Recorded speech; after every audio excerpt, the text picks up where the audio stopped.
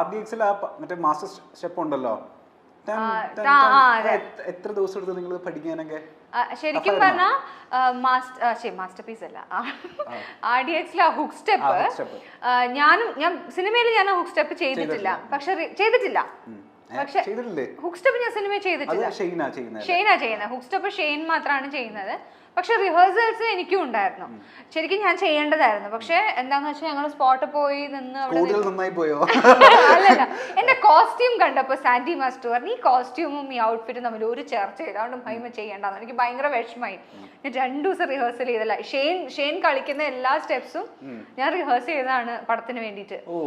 പക്ഷെ അവിടെ പോയിന്നപ്പോ എന്റെ കോസ്റ്റ്യൂം കണ്ടപ്പോ അവർ പറഞ്ഞു ഈ കോസ്റ്റ്യൂമിന് ഇത് ചേരുന്നില്ല, അപ്പൊ നമുക്ക് ഒഴിവാക്കാം, ക്ലാസിക്കൽ ഡാൻസ് മാത്രം കളിച്ചാൽ.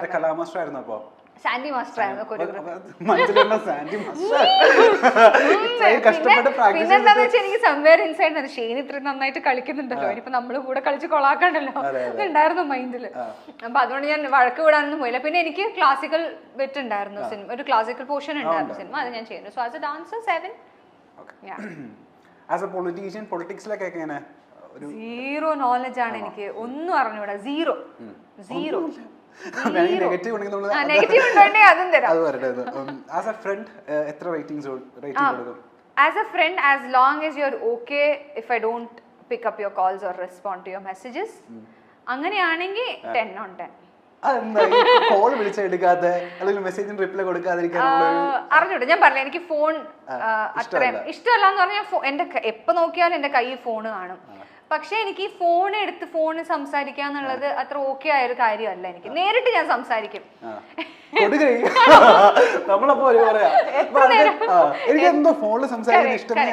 അങ്ങനെയുള്ള ആൾക്കാരുണ്ടാവും. നേരിട്ട് കണ്ട എത്ര നേരം വേണമെങ്കിൽ സംസാരിക്കാം. പക്ഷെ അച്ഛൻ എന്തെങ്കിലും പറയാനുണ്ടോ?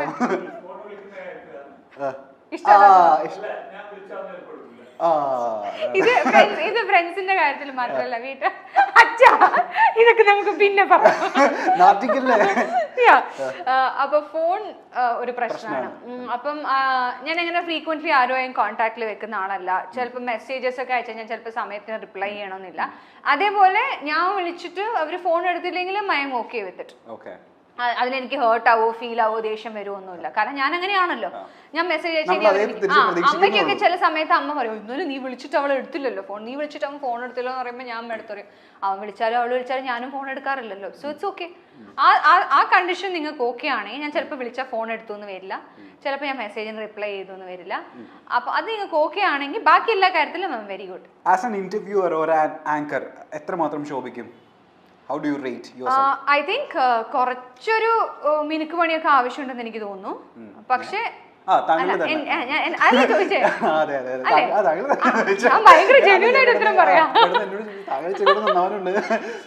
ഞാൻ എന്നെ തന്നെ പറയാം. കാരണം എനിക്ക് സംസാരിക്കാൻ അത്യാവശ്യം അറിയാം. പക്ഷേ ഇതെനിക്ക് പരിചയമില്ലാത്ത പ്രൊഫഷനാണല്ലോ. ഞാൻ ആങ്കറിംഗ് ഒന്നും ചെയ്തിട്ടില്ല, പരിചയമില്ലാത്ത പ്രൊഫഷനാണ്. പക്ഷെ കുറച്ചൊരു മിനുക്ക് പണിയൊക്കെ കിട്ടിയാൽ അത്യാവശ്യം ഡീസെന്റ് ആയി ചെയ്യാൻ പറ്റുമെന്ന് എനിക്ക് തോന്നുന്നു. എനിക്ക് തോന്നുന്നു കാരണം എല്ലാ ഇന്റർവ്യൂസിലും ഭയങ്കര ഹൈപ്പർ ആക്റ്റീവ് ആയി സംസാരിക്കുന്നുണ്ട്. സോ പിന്നെ എനിക്ക് ഐ എം കുറച്ച് കോൺഫിഡന്റ് ആയ പേഴ്സണാണ് ഞാൻ. അങ്ങനെ ഒരു അണ്ടർ കോൺഫിഡന്റ് ആയത് അത്ര ഷൈ ആയിരുന്നു. സിനിമയിൽ വരുന്നത് വരെ ഞാൻ ഭയങ്കര ഷൈ ആയിരുന്ന പേഴ്സൺ ആയിരുന്നു, ഒട്ടും കോൺഫിഡൻസ് ഇല്ലാത്ത പേഴ്സൺ ആയിരുന്നു. അതൊക്കെ സിനിമ എനിക്ക് തന്ന നല്ല കാര്യങ്ങളാണ്. I became more confident. നാണമൊക്കെ മാറിപ്പോയി. പണ്ട് ഭയങ്കര ചമ്മലായിരുന്നു എനിക്ക്, ആൾക്കാരോട് സംസാരിക്കാനൊക്കെ ഭയങ്കര ചമ്മല, അതൊക്കെ പോയി. അപ്പം കുറച്ചൊരു ചെറിയൊരു പ്രാക്ടീസും ലേണിംഗും ഒക്കെ ഉണ്ടെങ്കിൽ ഒരു 8 as an anchor. As an English literature graduate എത്ര റേറ്റ് കൊടുക്കും? ഞാൻ കറസ്പോണ്ടൻസിലാണ് ചെയ്തത്. സോ അതിൽ ഞാൻ എത്രത്തോളം, സോ അതുകൊണ്ട് നമ്മൾ നോർമൽ ടോക്കിംഗ് ആണെങ്കിൽ എനിക്ക് സംസാരിക്കാൻ പറ്റും. പക്ഷെ ഒരു എന്താ പറയുക, ഒരു ഡിഗ്രി എന്നുള്ള രീതിയിൽ നോക്കുമ്പോൾ അല്ലെങ്കിൽ ഒരു പ്രൊഫഷണൽ സൈഡിൽ നോക്കുമ്പോൾ ഞാൻ എത്ര ഗുഡാണെന്ന് എനിക്ക് അറിയില്ല. സോ ഒരു 6 മതി. ഇനി അമ്മയുടെ പാത പിന്തുടരാൻ എപ്പോഴെങ്കിലും ആഗ്രഹിച്ചിരുന്നു? അതായത് ടീച്ചർ ആവാൻ ഉള്ള ആഗ്രഹം ഇല്ലായിരുന്നു ശരിക്കും പറഞ്ഞാൽ. ഇല്ലായിരുന്നു ശരിക്കും, ടീച്ചർ ആവണം എന്നുള്ളൊരു ഐഡിയ ഇല്ലായിരുന്നു എനിക്ക്. ഞാൻ സ്കൂളിൽ പഠിക്കുന്ന സമയത്ത് ബയോമെഡിക്കൽ എഞ്ചിനീയർ അല്ലെങ്കിൽ ഒരു ഡോക്ടർ, ഇത് രണ്ടും മാത്രമായിരുന്നു എൻ്റെ ഇത് ഓപ്ഷൻസിൽ ഉണ്ടായിരുന്നത്. പിന്നെ സിനിമ വാസ് ദേർ, അത് പണ്ട് തൊട്ടേ ഉണ്ടായിരുന്നു സിനിമ എന്നുള്ളത്. പക്ഷെ ടീച്ചിങ് പ്രൊഫഷനിലോട്ട് ഞാൻ പോകുമെന്ന് ഞാൻ ഒരിക്കലും വിചാരിച്ചില്ല. പിന്നെന്താന്ന് വെച്ചാൽ ബയോളജി എടുക്കുമ്പോൾ നമ്മൾ മെയിൻ എടുക്കുമ്പം പ്രാക്ടിക്കൽസ് ഉണ്ടാവുമല്ലോ, അപ്പോൾ അത് അറ്റൻഡ് ചെയ്യണമല്ലോ. അപ്പോൾ സിനിമ ചെയ്യുന്ന സമയത്ത് അത് പാരലലി ചെയ്യാന്നുള്ളത് പോസിബിൾ ആയ കാര്യമായിരുന്നില്ല. അങ്ങനെയാണ് ഞാൻ ഇതിലോട്ട് മാറിയത്. പിന്നെ ഇത് എന്താന്ന് വെച്ചാൽ എനിക്ക് കുറച്ചുകൂടി ഈസി, അമ്മ വീട്ടിലുള്ളത് കൊണ്ടായാലും ഹെൽപ്പ് ചെയ്യുമ്പോൾ ഞാൻ ഇപ്പോൾ ഷൂട്ടിന് പോവുകയാണെങ്കിലും കാര്യങ്ങളോ ഒക്കെ ആണെങ്കിൽ അമ്മയ്ക്ക് ഹെൽപ്പ് ചെയ്യാൻ പറ്റും എന്നെ. എക്സാംസിനായാലും അമ്മയ്ക്ക് പ്രിപ്പയർ ചെയ്ത് തരാൻ പറ്റുമെന്നുള്ള ഒരു കോൺഫിഡൻസിലാണ് അത് ഈ സൈഡിലോട്ട് ഇങ്ങോട്ട് പോയത്. പറയുന്നുണ്ട്. കാരണം സ്കൂൾ പഠിക്കുന്ന സമയത്ത് ഞാൻ എൻ്റെ ഫ്രണ്ട്സിനൊക്കെ ക്ലാസ് എടുത്ത് കൊടുക്കുമായിരുന്നു. ജയിക്കുമായിരുന്നു. എൻ്റെ ഫ്രണ്ട്സ് ആ സമയത്ത് എന്ത് ചെയ്യുന്ന വെച്ചാൽ, ഈ എക്സാമിന് തൊട്ട് മുമ്പ് നമുക്കുള്ള ഒരു പ്രിപ്പറേഷൻ ഉണ്ടല്ലോ, ആ സമയത്ത് എൻ്റെ ഫ്രണ്ട്സൊക്കെ ശരിക്കും പറഞ്ഞാൽ വന്ന് ആ ഒരു ലാസ്റ്റ് ഒരു 30 minutes ഞാൻ ക്രിസ്പായിട്ട് കാര്യങ്ങളൊക്കെ പറഞ്ഞു കൊടുക്കും. ക്ലാസ്സിൽ ഒരാളുണ്ടായിരിക്കും നന്നായിട്ട് പഠിക്കുന്ന ആരെങ്കിലും ഒരുത്തിയോ ഉണ്ടായിരിക്കും. പഠിക്കാത്ത പിള്ളേരൊക്കെ വന്നിട്ട് അവസാന 30 minutes അവരുടെ അടുത്ത് വന്ന് നിൽക്കാൻ എന്തെങ്കിലും കിട്ടാൻ. സ്കൂളിൽ ഞാനായിരുന്നു. എത്ര പേര് ജയിപ്പിച്ചു? അതെനിക്കല്ല, ഞാൻ കാരണം എത്ര പേര് ജയിച്ചു എന്ന് എനിക്കറിയില്ല. പക്ഷെ സ്കൂൾ പഠിക്കുന്ന അതെന്റെ ടാസ്ക് ആയിരുന്നു. അതെന്റെ ടാസ്ക് ആയിരുന്നു. പക്ഷെ എക്സാം തുടങ്ങി കഴിഞ്ഞു കഴിഞ്ഞാൽ പിന്നെ ഒരാൾ വിളിച്ചാൽ ഞാൻ തിരിഞ്ഞു നോക്കില്ലായിരുന്നു.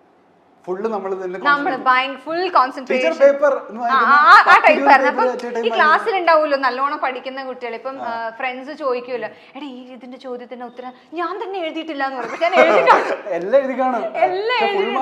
ഞാൻ നമ്മള് കഷ്ടപ്പെട്ട് പഠിക്കുന്നതിന്റെ ഗുണം നമുക്ക് ഉണ്ടാവണമല്ലോ, അങ്ങനെ എല്ലാവർക്കും പറഞ്ഞു കൊടുക്കാൻ പറ്റുമോ? So I was like that. അപ്പൊ നന്നായിട്ട് പഠിക്കുന്ന കുട്ടിയായിരുന്നു. ഈ പുറത്ത് വന്നതിന് ശേഷം പുറത്ത് എക്സാം ഒക്കെ കഴിഞ്ഞ് വരുമല്ലോ, ചോദിക്കുമല്ലോ എങ്ങനെയുണ്ടായിരുന്നു എക്സാം? കുഴപ്പമില്ലായിരുന്നു, ഒന്നും എഴുതിയില്ല, എനിക്ക് ഒട്ടും മാർക്ക് ഉണ്ടാവില്ല എന്ന് പറയുന്ന ടീമായിരുന്നു. പക്ഷെ എക്സാം റിസൾട്ട് വരുമ്പോൾ നല്ല മാർക്ക് ആയിരിക്കും. ഇത് കഴിഞ്ഞിട്ട് ഫ്രണ്ട്സ് മറ്റേ പേപ്പർ വരെ എന്റെ ഫ്രണ്ട്സിനൊക്കെ അറിയാം ഞാൻ ഇങ്ങനെയാന്ന്, അതുകൊണ്ട് കുഴപ്പമില്ല. അതാണ് ഞാൻ പറഞ്ഞ ചില കണ്ടീഷൻസ് ഉണ്ട്. ഈ കണ്ടീഷൻസ് ഒക്കെ നിങ്ങൾ ഓക്കെ ആണെങ്കിൽ I M good friends with you, അല്ലെങ്കിൽ അല്ല. ഇപ്പൊ ഒരു കാര്യം മനസ്സിലായി, അതായത് അമ്മേനോട് നമ്മൾ ഇപ്പോഴാണ് സംസാരിക്കുന്നത്. അമ്മയുടെ ആ ഒരു ആക്റ്റീവ്നെസ് ആ സംഭവങ്ങളൊക്കെ കിട്ടിയിട്ടുണ്ട് നമുക്ക്. എനിക്ക് എനർജി എന്റെ അമ്മേന്റെ അടുത്ത് കിട്ടിയത്. സാധാരണ ഇംഗ്ലീഷ് ടീച്ചേഴ്സ് അധികം സംസാരിക്കില്ല, ഭയങ്കര ജാടയായിരിക്കുമല്ലോ അല്ലേ? ഒരു കണ്ണടയൊക്കെ വെച്ചിട്ട് ഇങ്ങനെ മാത്രം പിള്ളേർ നോക്കുന്ന ടീച്ചേഴ്സിനെ നമ്മൾ കണ്ടിട്ടുള്ളൂ. പക്ഷെ അമ്മ പേടിപ്പിച്ചു. പക്ഷെ അങ്ങനെയല്ല അല്ലേ? Very active. എനിക്ക് തോന്നി എനർജിയും ഇങ്ങനെ സംസാരിക്കാനുള്ള ഇതും അമ്മയുടെ അടുത്തായിരിക്കും കിട്ടിയത്. ഞാൻ പറയാം, ഞാൻ സ്കൂളിൽ പഠിക്കുന്ന സമയത്ത് ഞാൻ ഭയങ്കര മെലിഞ്ഞ എല്ലും തോലും പോലെയായിരുന്നു. സ്കൂളിൽ എന്ന് പറഞ്ഞാൽ ഒരു 8th 9th ഒക്കെ പഠിക്കുന്ന സമയത്തൊക്കെ. പക്ഷെ ഇത് അങ്ങനെ ഭയങ്കര പോപ്പുലറായ ഇരട്ടപ്പേരൊന്നും അല്ല. പക്ഷെ എന്റെ ക്ലാസ്സിൽ ബോയ്സ് ഒക്കെ എന്നെ ഉണക്കമത്തി എന്ന് വിളിക്കുമായിരുന്നു.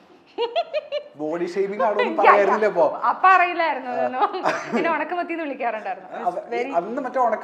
ഇപ്പൊ വന്ന് കാണുന്നെ അവന്മാരൊക്കെ പറയണ്ട എന്താ വിളിച്ചിരുന്നത് നോക്കണോ തമിഴ് മലയാളം അത്രയൊന്നും വേണ്ട, എന്നാലും അത്യാവശ്യം ഡീസന്റ് ആയിട്ട് ഉണ്ടല്ലോ ഇപ്പൊ.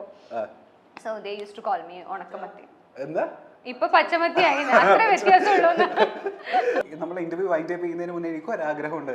എന്റെ വായിന്ന് നല്ല ചീത്ത കേട്ടിട്ട് നമുക്ക് ഇന്റർവ്യൂ വൈൻഡ് അപ്പ് ചെയ്യാം. അത് താങ്കളുടെ ആ പയ്യന്നൂർ ഭാഷയിൽ, കാസർഗോഡ് ഭാഷയിൽ മതി, കാസർഗോഡ് ഭാഷയിൽ നല്ല ചീത്ത വിളിച്ചിട്ട് ഇന്റർവ്യൂ. സത്യം പറയട്ടെ, തെറി വിളിക്കാന്ന് എനിക്ക് അറിഞ്ഞൂടാ. തെറി വിളിക്കണ്ട, ചീത്ത വിളിച്ചാൽ മതി. എല്ലാ ഇന്റർവ്യൂസിലും കാസർഗോഡ് ഭാഷയിൽ സംസാരിക്കാൻ നമ്മൾ കേട്ടിട്ടുണ്ട്. കാസർഗോഡ് ഭാഷയിൽ സംസാരിക്കണ്ട, ചീത്ത വിളിച്ചാൽ മതി. ചീത്ത വിളിക്കുന്നത് നമ്മൾ ഇതുവരെ കണ്ടിട്ടില്ല. ഞാൻ എങ്ങനെയാ കളിക്കുന്നത്? മുഖം പൊട്ടുന്ന ചീത്ത ആയിക്കോട്ടെ, കരഞ്ഞിട്ട് അറിയണോ? ഞാൻ പേടിപ്പിച്ചാൽ മതി, ഞാൻ ചീത്ത പറഞ്ഞാൽ മതി. അങ്ങോട്ട് ചീത്ത വിളിക്കണം അല്ലേ? യാഗോസ്മയത്തി എന്തോ ഒരു വന്നില്ലേ, നീ കരിക്കരയായിക്കൊണ്ടിരിക്കുന്നത് എന്ത്? നമ്മൾ ഓരോ കേട്ടിട്ട് ഞാൻ എന്തിനു കരിക്കരയാക്കുന്നത് നീ? അപ്പൊ ഞാൻ വന്നിട്ട് ഞാനില്ല ചോപ്പ് ഡ്രസ് ഇട്ടിട്ട് വന്നത് നീ കണ്ടിട്ടേ, നീ എന്തിനു ചോപ്പ് ഇട്ടിട്ട് വന്നിനെ? അപ്പൊ എന്നോട് ചെല്ലണ്ടേ? നീ ചോപ്പ് ഇടുന്നെങ്കിൽ ഞാൻ മാറ്റിട്ട് വരുന്നില്ലേ? എന്ത് ചോപ്പിട്ട് മാച്ച് ആക്കാൻ എന്ത് നിന്റെ നീ നിരീക്കുന്നത്? ചുരുക്കം ചിത്രങ്ങളിലൂടെ എത്തി മലയാളി മനസ്സിൽ കയറിക്കൂടിയ താരമാണ് മഹിമ നമ്പ്യാർ. RDXന് ശേഷം താരത്തിന്റെ ആരാധകരുടെ എണ്ണം വർദ്ധിച്ചു. താരത്തിന്റെ കാസർഗോഡ് ഭാഷ കേൾക്കാനും ആരാധകർക്ക് വലിയ ഇഷ്ടമാണ്. ഉണ്ണിമുകുന്ദന്റെ ജയ് ഗണേശ് ആണ് നടിയുടേതായി പിന്നീട് ഏറ്റവും ഒടുവിൽ പുറത്തിറങ്ങിയ ചിത്രം. തന്റെ പേരിനൊപ്പം നമ്പ്യാർ വന്നതിനെ പറ്റി മഹിമ പലപ്പോഴും തുറന്നു പറഞ്ഞിട്ടുണ്ട്. അമ്മ ടീച്ചറായിരുന്നു, അച്ഛൻ മറ്റൊരു പ്രൊഫഷനും. അതുകൊണ്ട് തന്നെ തനിക്ക് ടീച്ചറാകാൻ വലിയ താല്പര്യമില്ലായിരുന്നു, ഡോക്ടർ ആകാനായിരുന്നു തനിക്ക് താല്പര്യം, അല്ലെങ്കിൽ എഞ്ചിനീയർ ആകാൻ. ഗോപിക എന്നായിരുന്നു തന്റെ പേരെന്ന് മുൻപ് പല അവസരങ്ങളിലും നടി തുറന്നു പറഞ്ഞിരുന്നു. എന്നാൽ ഇത് ആദ്യമായിട്ടാണ് താൻ എങ്ങനെ മഹിമ നമ്പ്യാർ ആയി എന്നതിനെ പറ്റി താരം വെളിപ്പെടുത്തിയത്. ഇപ്പോഴും റെക്കോർഡിക്കലി തന്റെ പേര് ഗോപിക PC എന്ന് തന്നെയാണ്. പാലക്കാട്ട് ചിറകര വീട്ടിൽ ഗോപിക. വലിയ പേരാണ്. തന്റെ അടുത്ത് ഉണ്ണിയും പറഞ്ഞു ഭയങ്കര വെയിറ്റുള്ള പേരാണ് മഹിമ നമ്പ്യാർ എന്ന്. കാര്യസ്ഥനായിരുന്നു തന്റെ ആദ്യ പടം. അതിൽ ഗോപിക തന്നെയാണ്. ദിലീപേട്ടന്റെ അനുജത്തിയായിട്ടായിരുന്നു ചിത്രത്തിൽ അഭിനയിച്ചത്. അതിനുശേഷം തമിഴിൽ പ്രഭു സോളമൻ സാറിന്റെ സിനിമയാണ് ചെയ്തത്. ഗോപിക എന്ന പേരിൽ നടിയുണ്ടല്ലോ. ആ സമയത്ത് ഗോപിക ചേച്ചി സജീവമായി വർക്ക് ചെയ്യുകയായിരുന്നു. അതിനാൽ പേര് മാറ്റുകയായിരുന്നു. മഹിമ എന്ന് വന്നതിന് ശേഷം ന്യൂമറോളജി ഒക്കെ നോക്കിയിട്ട് പേരിനൊരു വാലുണ്ടെങ്കിൽ കരിയറിന് ഗ്രോത്ത് ഉണ്ടാകുമെന്ന് പറഞ്ഞു. ഇത് സത്യമാണോ എന്നൊന്നും അറിയില്ല. അത് തന്നെ ഹെൽപ്പ് ചെയ്തിട്ടുണ്ടെന്ന് മഹിമ പറയുന്നു. അങ്ങനെയാണ് നമ്പ്യാർ എന്ന പേര് ആഡ് ആകുന്നത്. തന്റെ മുത്തച്ഛന്റെ സർനെയിമാണ്, അങ്ങനെയാണ് നമ്പ്യാർ വരുന്നത്. അല്ലാതെ ഇതിന് ജാതിയും മതവുമായി ഒന്നും ഒരു ബന്ധവുമില്ല എന്നും മഹിമ പറയുന്നു.